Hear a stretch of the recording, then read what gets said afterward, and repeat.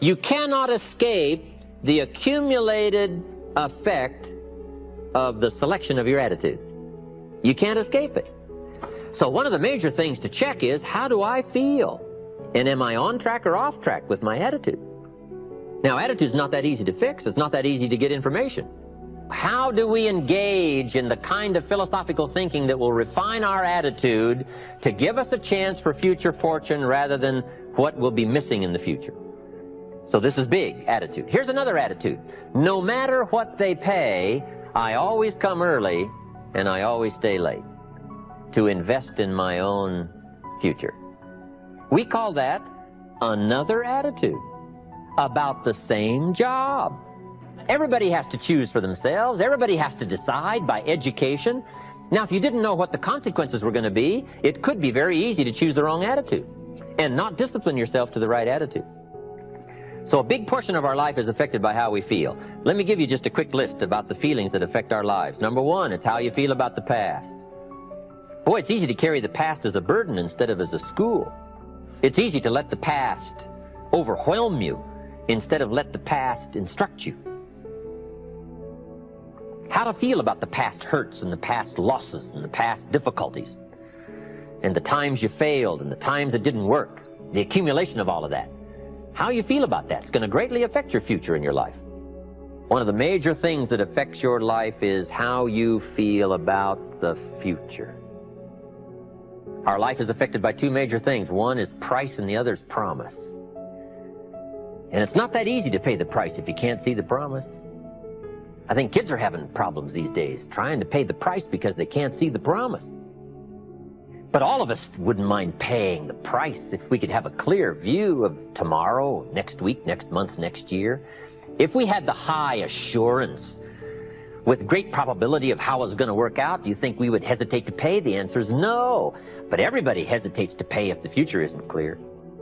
So to help the kids these days, we got to do two things. Help them to see the promise and help them pay the price. But we can pay if we can see. My karate instructor said, Mr. Rohn, you cannot believe the incredible feeling of walking down any city street unafraid. I said, let's get on with the classes, right? Hey, I will sweat. I will put myself through the paces, right? What would we do for an extraordinary promise? Answer, the most unbelievable things. Would you crack the books? Would you burn the midnight oil? Would you engage in the extra thoughts and the extra disciplines if the promise was adequate? And the answer is, of course. But who wants to read? Who wants to burn the midnight oil? Who wants to put themselves through the paces if the promise isn't clear? Important, price and promise. Here's number three. It's how you feel about each other. It's so important. Attitude about society, country, state, city, community, family, enterprise, office, company, corporation, division. It's so important to have a unique understanding about other human beings and what makes a good life, what constitutes a good life. How you feel about each other. I've got a good phrase for you. You can't succeed by yourself. So to have a unique, refined sense of appreciation for each other is prerequisite. It takes each other to build a society. It takes all of us to build a country, to build a nation. It takes all of us to build a community. Key phrase, you can't succeed by yourself. I gave a speech not long ago to the Rotary Club of Culver City, California, and I was unusually affected by the Pledge of Allegiance that day. Big, strong voices. It's a big, strong club. And it was going through my mind the next few days, the Pledge of Allegiance. And the more I thought about it, the more I thought, what an important key document, right? The Pledge of Allegiance. It takes all of us to make any one of us successful. And a unique, refined appreciation of the all of us is what makes the I of us do much better. That appreciation of society. It takes all of us to make a market. We need each other's ideas and inspiration. And once you have that sense of appreciation of the all of us, now you and your place and your possibilities and your opportunities now start to really soar when you understand how important it is within the framework of the all of us. So you can't succeed by yourself. It's hard to find a rich hermit. Now here's the big biggie. It's how you feel about yourself. That's major. Understanding self-worth is the beginning of progress. How valuable are you? What could you do if you had all the skills? If you took the extra classes and burned the midnight oil, what could you do? What true value could you become? That is one of the better exercises. What could I become in terms of value? What could I really do in the marketplace, in enterprise, family, home, love, experience, marriage, friendship? How valuable could I become? Am I valuable enough to work on what all is still not functioning in my life to full capacity? If I'm operating at 20%, what could I possibly do with the other 80%? And do I have it in knowledge and worth and value and experience? Once you start understanding this part of you, understanding how valuable you are, it is a whole new experience, understanding self-worth. So attitude plays a big, major part in how our life works out. You got to have good plans. Plan for your personal development. The plan to be better this year than last year. The plan to take the classes, attend the workshops, do everything you possibly can to show personal progress. Not just financial progress. Not just the progress of having one more car or one more home, but the progress of personality, the progress of communication skills, the progress of recruiting skills, the progress in how to deal with people, progress in using your influence so that it multiplies its power by 5 by 10 versus what it used to be. You need those kind of plans. A plan for personal growth, personal development. A plan to be all that you can possibly be in the years to come as you develop your Herbalife business and your life business and your family business. All of that. Got to have good plans. You need a pleasing personality. There's many parts to your personality. One is your working personality. You know, the kind of behavior, the kind of attitude that you need, especially in the public. Some things you can kind of get by with, being a little careless, maybe in private, but in public, where it counts so much in your paycheck, it counts so much in building your business for the future, your own personality. But here's what you also must remember. You develop your personality in private so that it serves you well in the public. Sometimes we get the mistaken idea, I can be careless with just these few and be more careful when I have 1,000. But see, that doesn't work that way. Careless with a few, sure enough, that will creep into your presentation for 1,000 people. The influence you have one-on-one, that's what really counts. You say, well, I'm only talking to 2 people, it doesn't matter much. That's when it really matters. Because if you'll practice well there, using your personality, using your influence, to get someone's attention, to get them to listen, to get them to participate, the kind of personality that someone says, I'd like to be around this person. They're unusual. They're not like the average person I meet on my everyday experience. That kind of personality. But you've got to practice it behind the scenes. You've got to practice it one-on-one. And if you're effective one-on-one, 1-on-3, 1-on-5, I promise you, that will get you ready to now perform with the kind of personality, the kind of charisma that wins people when you're in front of 500 people, 1,000 people, 5,000. So this is a good point, working on your personality. So, same thing you can learn to do. Utilize your personality, utilize your influence, give people the gift of attention. We have to develop that early in our lives. All of our lives, we have to look at those that are less fortunate than we are, those who need a helping hand, and especially now we learn to look at those who need an opportunity, those who need a change in their health, those who need a change in their life and in their lifestyle. It's this kind of sympathy and understanding that drove Mark Hughes to construct the company. It took that kind of understanding, that kind of sympathy, that kind of deep emotional feeling. Then Mark understood what it meant to be poor. He understood what it meant not to have. He understood what it meant to be short on finances, on resources. He understood what it meant to lack, a full formal education. He knew all of those lacks. And instead of crying about it, he said, what I will do is change it for myself, and then I'll help other people that have the same challenge. Lack of education, lack of the money, lack of the resources, lack of good health, faced with all kinds of difficulties they can't solve, I'll get mine solved, and then I'll be strong enough and have the skills to where I can help other people. That kind of leadership quality is so powerful. That kind of understanding. Now here's the next three. Willingness to assume full responsibility.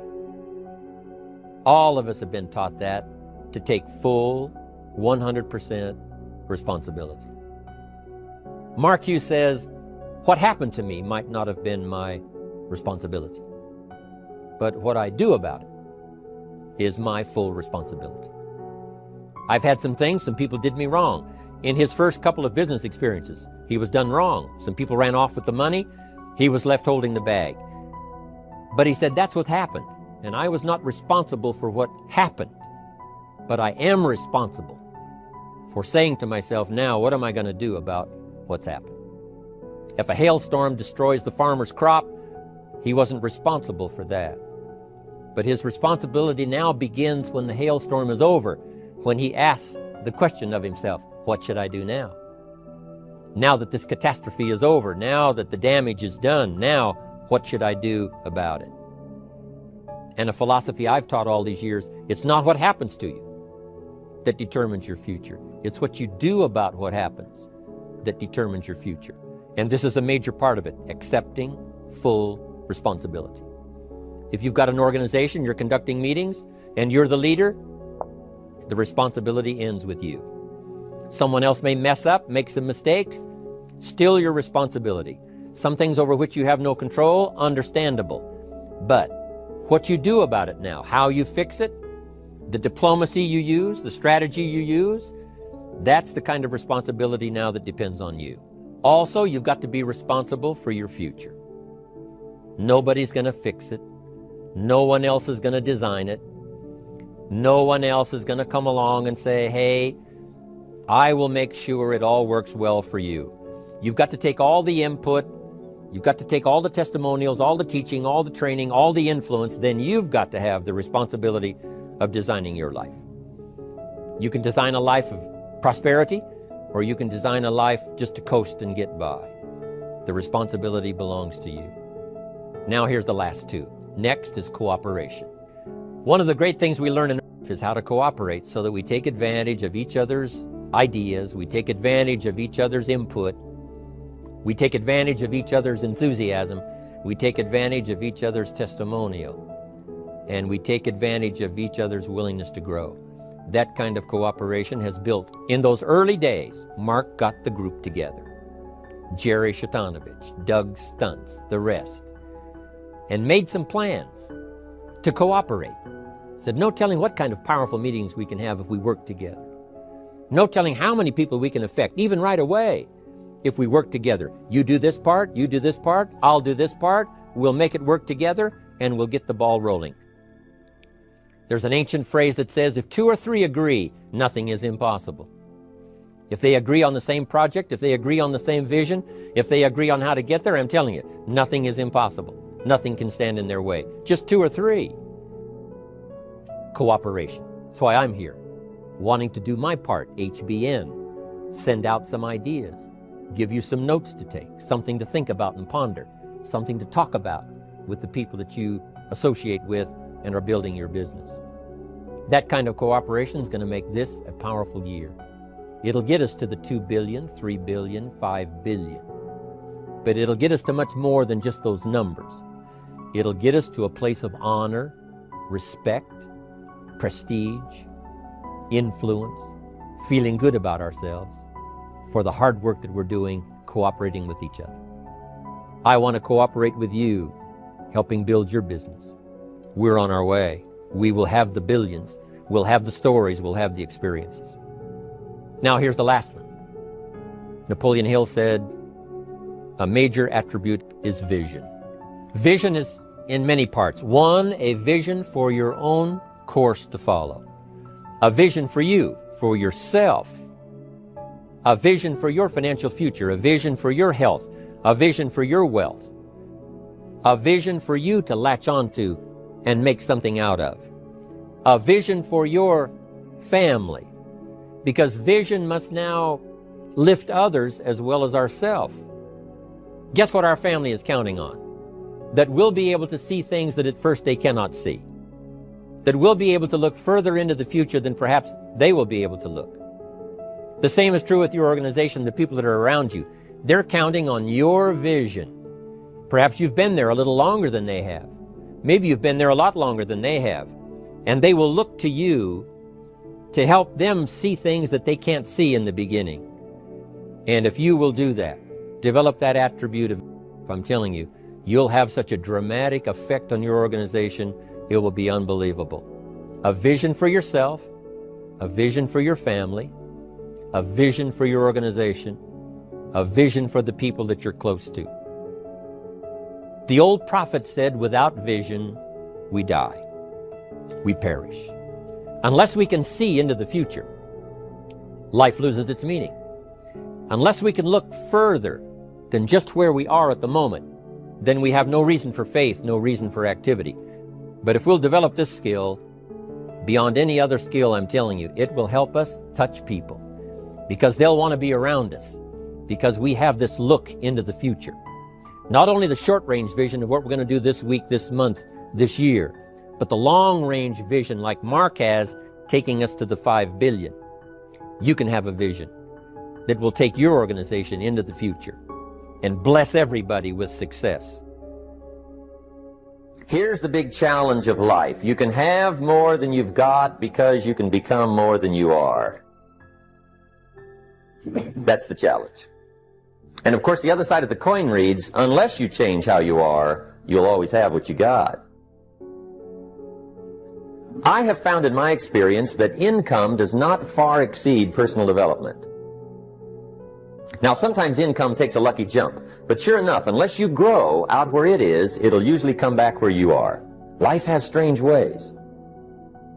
If somebody hands you $1 million, best you become a millionaire quickly, so you get to keep the money. Otherwise, sure enough, it'll disappear.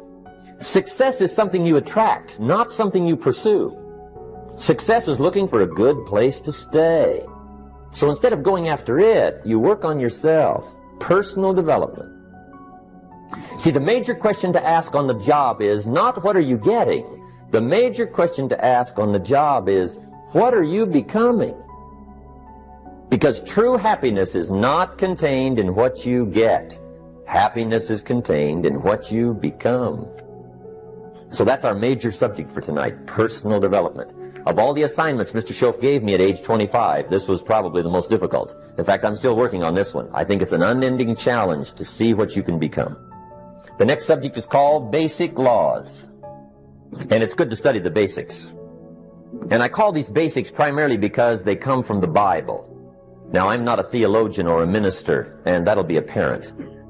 But Mr. Schoaf taught me that the Bible was a good textbook for ideas and stories and success equations, how to live the better life. I found out that was true. He also taught me that the Bible is as practical as it is spiritual, and I found out that's true. If you look at your bank account and your income and you're not happy, there's several places in the Bible to check to see what the heck's wrong so you can make the changes. And we're going to cover some of those tonight, called basics. Okay, the next subject is my favorite, setting goals. Mr. Schoaf taught me how to set goals. What a favor that was. One morning at breakfast, shortly after I met him, he said, Jim, let me see your current list of goals, and let's go over them and talk about them. He said, maybe that's the best way I can help you get a better direction started. And I said, I don't have a list. He said, well, is it out in the car or home somewhere? I said, no, sir. I don't have a list anywhere. He said, well, young man, that's where we got to start. He said, I can tell you right now, if you don't have a list of your goals with you, he said, I can guess your bank balance within a few $100s, which he did. And that got my attention. I said, you mean my bank balance would change if I had a list of goals? He said, drastically.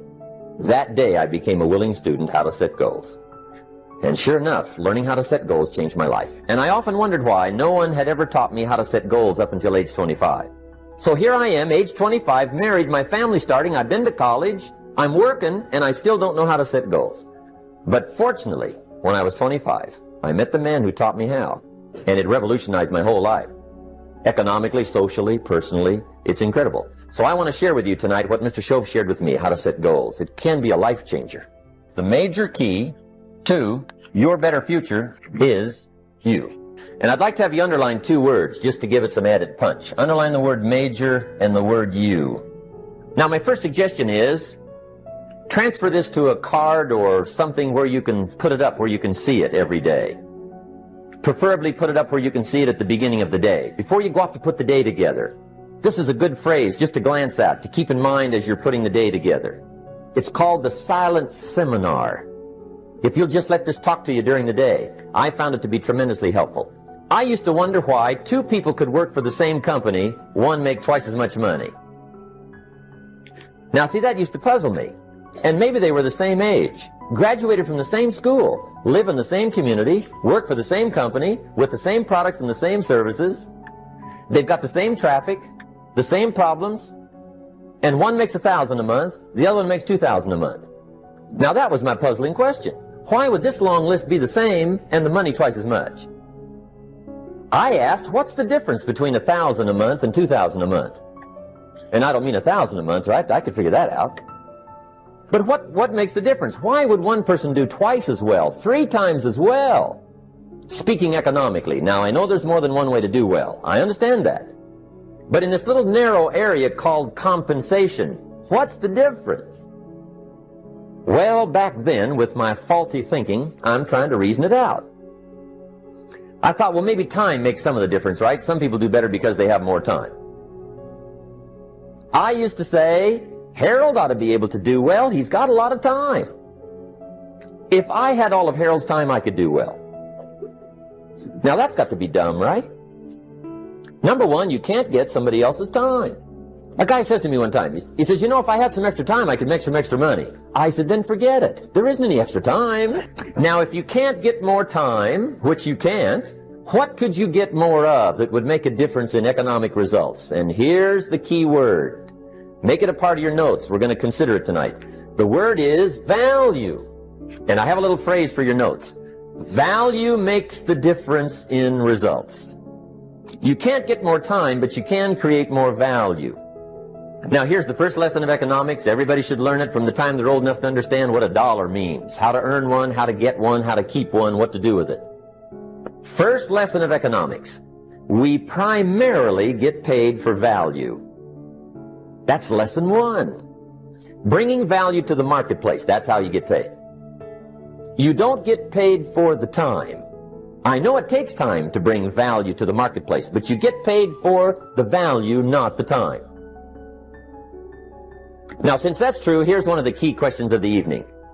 Is it possible to become twice as valuable at the marketplace and make twice as much money in the same time? Could you become 3 times as valuable? Make 3 times as much money in the same time? Is that possible? The answer is yes. People have asked me for the last 24 years, how do you develop an above-average income? And the answer is, become an above-average person. Develop an above-average handshake. Some people want to be successful. They don't even work on their handshake. As easy as that would be to start on. They let it slide. They don't understand. Develop an above-average smile. Develop an above-average excitement. Develop an above-average interest in other people. Develop an above-average intensity to win. See, that'll change everything. Probably one of the most frustrating experiences in life is looking for an above-average job with above-average pay without becoming an above-average person. It's called frustration. And Mr. Shove gave me probably the greatest clue he gave me when I first met him. He said, Jim, if you want to be wealthy and happy the rest of your life, just learn this lesson well. He said, learn to work harder on yourself than you do on your job. Then Mr. Shove gave me probably one of the most important clues among so many things he taught me, but this was in those early days.